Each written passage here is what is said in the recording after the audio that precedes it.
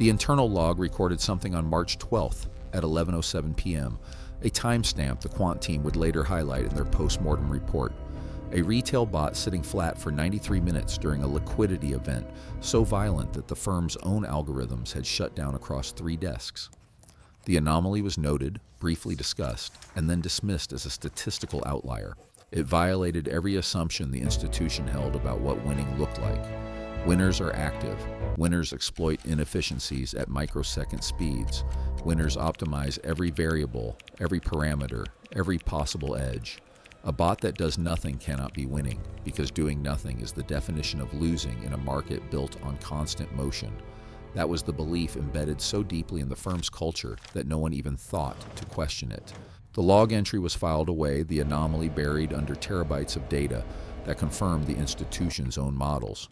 The quants moved on to the next trade. 2 months later, Goldman Sachs documented the same pattern in a different retail trader's account at a different time zone. The same flat line, the same liquidity event, the same outcome. The retail account had executed exactly 1 trade during a 2-hour window of maximum volatility, and that single trade had returned 17%, while Goldman's own strategies lost money across 4 asset classes. The anomaly was no longer an outlier. It was a recurring pattern that the institution's analytical framework could not explain. The first explanation was randomness. The second was luck. The third was survivorship bias, a statistical artifact that disappears when you look at the full sample. Each explanation was weaker than the last because the pattern was not appearing in a large sample of retail accounts. It was appearing in a specific subset, accounts that shared a single bizarre characteristic. They all ran the same bot, and that bot had one rule. Let's pause here and consider what that means. You have felt this experience before, the moment when every explanation for your success feels like a lie, not because the success is false, but because the framework you are using to explain it was built by people who define success differently. The institution could not explain the bot's performance because their definition of winning excluded the bot's behavior. They were speaking a language the bot did not recognize. The bot's rule was simple.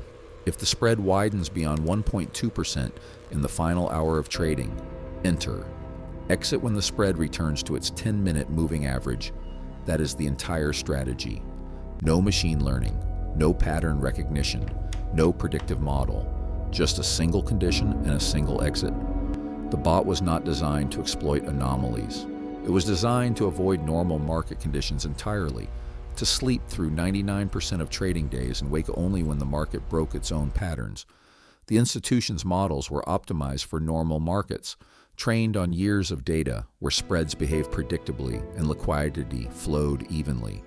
The bot was optimized for nothing, which meant it could handle everything that fell outside the model's training distribution. When the market broke, the bot entered. When the market returned to normal, the bot exited. It never tried to predict anything. It only reacted to a condition the institution's models had not considered. Think about the asymmetry here. The quant team spent 14 months and $3 million building a system with 1,153 variables and 37 risk metrics, designed to win in any market by processing more data than any human could comprehend. The retail trader spent $800 on a used laptop and wrote 3,000 lines of Python in a co-working space above a tire shop. One strategy cost millions, the other cost a weekend and a cup of coffee. And when the liquidity event hit, the cheap strategy won. The institution's internal report concluded with a sentence that has haunted the quant team ever since. We cannot model the behavior of a system that has no model. The bot had no strategy in the traditional sense, no optimization target, no loss function, no back-tested edge. It simply refused to participate in markets that did not match its one condition. The institution could not simulate that behavior because their entire methodology assumed that agents always try to optimize. The bot was not optimizing. It was waiting. And waiting, as it turns out, is something the market rewards only when you are willing to do it for 93 minutes without moving. The quant team timed the bot's inaction on that March evening, 93 minutes of zero activity, while their own algorithms hemorrhaged value. Then the condition triggered, the bot entered, and 93 minutes later it exited with a gain that their best trader could not match across the same window. The bot was not faster. It was not smarter. It was simply more patient, and patience was a variable their models had never been trained to value. And that 93 minutes of stillness is exactly the kind of edge the system was never designed to see. If you want to keep uncovering the quiet, repeatable strategies that the institutions dismiss until it's too late, subscribe to this channel. We're just getting started. Drop 93 minutes in the comments if you've ever watched a trade do nothing while the herd bled out. That stillness might be the only edge you actually need. The second anomaly appeared at Citadel, the third at a proprietary trading firm in Chicago. By the end of that year, at least 6 major institutions had documented the same pattern in accounts running identical bots. The pattern was undeniable, and the institutions began to panic, not because they could not beat the bot, but because they could not understand it. They tried to reverse engineer the strategy. They tried to replicate it. They hired data scientists to find the hidden complexity, the secret indicator that made the bot work. They found nothing because there was nothing to find. The bot was exactly as simple as it appeared. That is the part that broke the quant teams. The bot was not hiding a sophisticated algorithm. It was not using a proprietary data feed. It was not front-running order flow or exploiting latency. It was doing precisely what the code said, a single rule executed with absolute discipline, and the institutions could not copy it because their organizations were incapable of that kind of discipline. They had committees. They had risk limits. They had performance reviews. The bot had no boss, no quarterly targets, no career to protect. It just waited. You have felt this tension in your own trading, the pressure to act, to justify your screen time with activity, the urge to open a position simply because you have been watching for too long, the discomfort of sitting flat while the market moves without you. That urge is not natural. It is trained into you by every institutional structure you have ever encountered, every performance review, every metric, every boss who asked what you accomplished this quarter. The bot was free of that training. It had no ego, no career, no need to justify its existence. It could wait because waiting cost it nothing. The founders of the bot, a group of 3 self-taught developers who met in an online forum, built exactly this principle into every line of code. They had no institutional background, no finance degrees, no experience in quant trading. They were a truck driver, a web developer, and a college dropout who had failed introduction to economics. They built the bot in 18 months of backtesting, renting a single desk in a co-working space that smelled of old coffee and printer toner. They tested 207 variations of the same basic idea before settling on the 1.2% spread threshold. The web developer kept a journal during that period.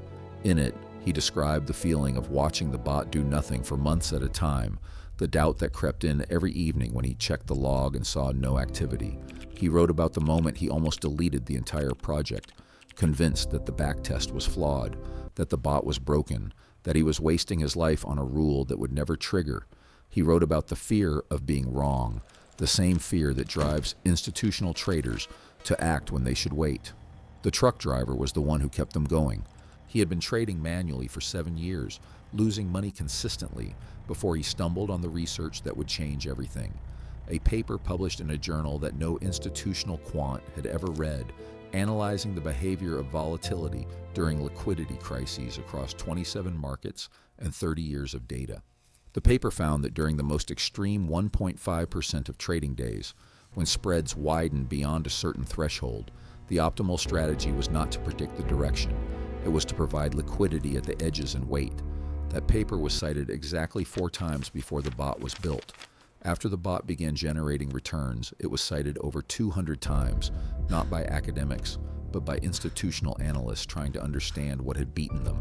The knowledge was public. The research was available. The institution simply had no mechanism to act on it because the strategy was too simple, too undignified for a team of PhDs to implement. They could not bring themselves to execute a trade that a truck driver could have written in an afternoon. The collapse point came in January of the following year, when a coordinated liquidity event hit the markets and the bot entered positions across 3 exchanges simultaneously. The institutional model saw the event and began scrambling, adjusting parameters, rebalancing hedges, trying to optimize their way out of a situation that had no optimal solution. The bot did nothing for the first hour and 12 minutes. Then it entered. Then it waited again. By the time the institutions had closed their losing positions, the bot had exited all 3 trades at an average gain of 8.4%. JP Morgan's internal surveillance system flagged the activity as suspicious, not because the trades were illegal, but because they were too simple. The compliance team could not understand how a single retail account had executed 3 perfect trades across a liquidity event that had broken their best models. They investigated. They subpoenaed records. They interviewed the founders. And what they found made the case impossible to pursue, because the bot had done nothing illegal. It had simply followed its one rule with a discipline the institution could not replicate. The lead quant on the investigation later admitted in a closed-door meeting that the team had spent 2 weeks trying to find the hidden algorithm. They had analyzed every line of code. They had reverse-engineered the compiled binary. They had run the bot in simulation against historical data. And at the end of those 2 weeks, they had to accept that the bot was exactly what it seemed, a simple rule executed with perfect discipline. The only mystery was why their own models could not do the same. That moment of surrender is the core of this story, the instant when the institution had to confront the possibility that their entire approach was built on a false assumption. They had believed that complexity was a moat, that only deep resources could generate edge, that the market was a game won by processing more data faster than anyone else. The bot proved that the moat was an illusion. The edge was not in the data. It was in the discipline to ignore the data and act on a single signal that the institution had coded out of their models years ago.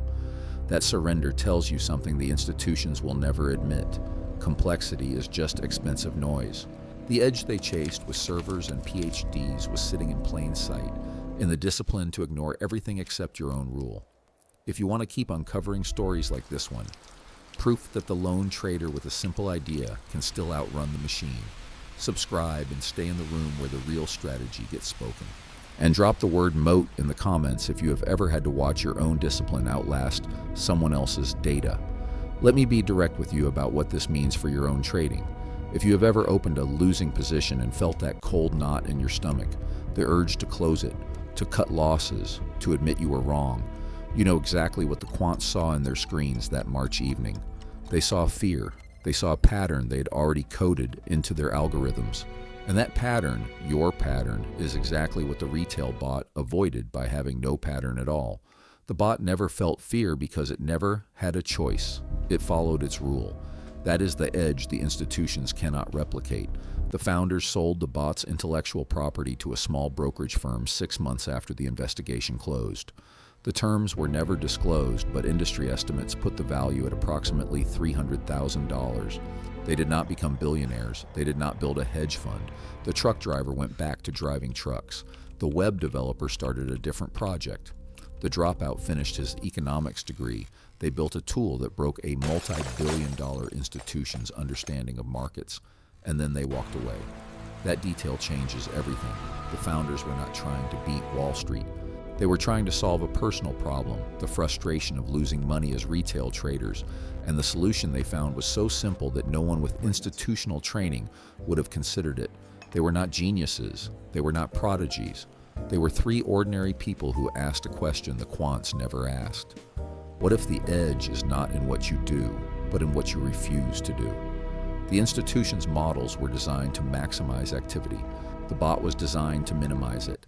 The institution measured success by win rate and Sharpe ratio and total return. The bot measured success by whether the condition triggered. When the condition did not trigger, the bot did nothing, and that nothing was a perfect trade because it avoided the losses that active strategies inevitably incur. The bot won by playing a different game than the institution was playing, and the institution could not see the game because they were too busy winning the old one. Remember those 93 minutes of inactivity from the opening of this story. They are the key to everything. In those 93 minutes, while the institution's algorithms were executing thousands of losing trades, the bot was waiting for a single signal. It had no idea whether the signal would come. It had no backup plan. It had no hedge. It just sat still, trusting the rule that 18 months of backtesting had validated. That stillness was the edge, not the trade, not the exit. The willingness to do nothing for 93 minutes while the market burned. The academic paper that inspired the bot was published by a researcher who had spent his career studying extreme market events. the tales of the distribution that most models ignore. His central finding was that during liquidity crises, the market behaves more like a physical system than an economic one. Prices do not reflect information. They reflect the mechanical constraints of supply and demand, constrained by the fact that market makers have withdrawn their capital. In those moments, strategy becomes irrelevant. The only thing that matters is position relative to the spread. The bot's 1.2% threshold was not arbitrary. It was calculated from the researchers' data, the precise spread width at which market behavior shifted from information-driven to liquidity-driven. Below that threshold, the bot had no edge. Above it, the bot became a liquidity provider in a market where liquidity was scarce, and that scarcity was the institution's weakness.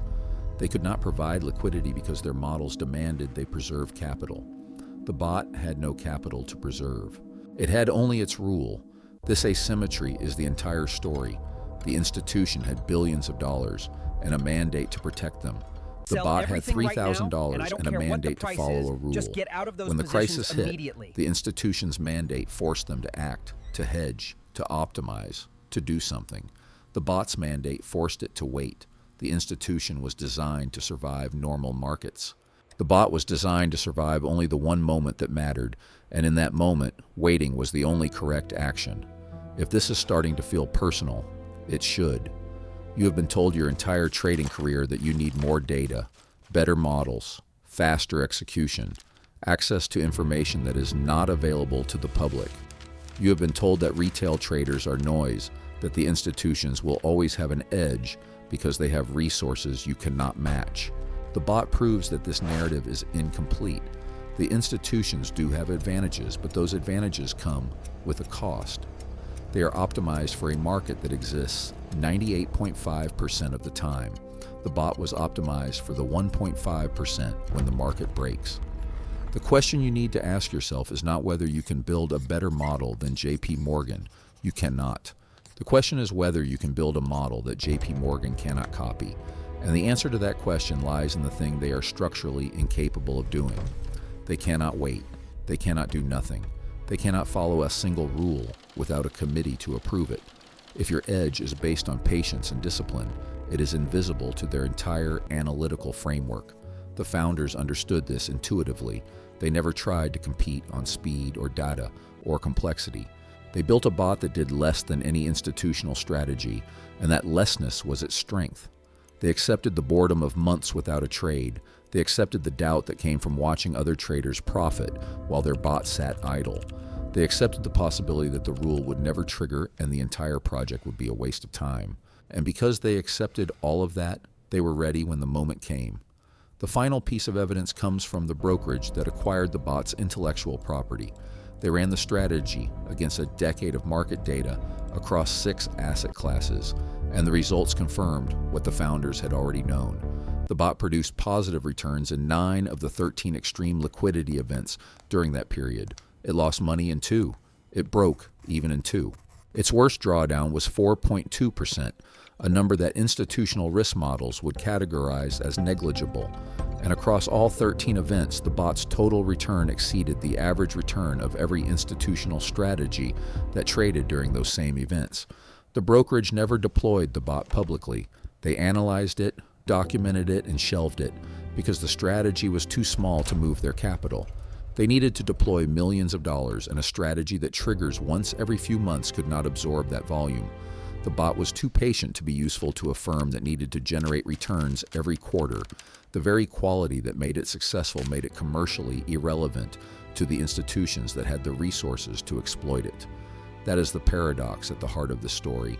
The bot was effective because it was small and slow and patient.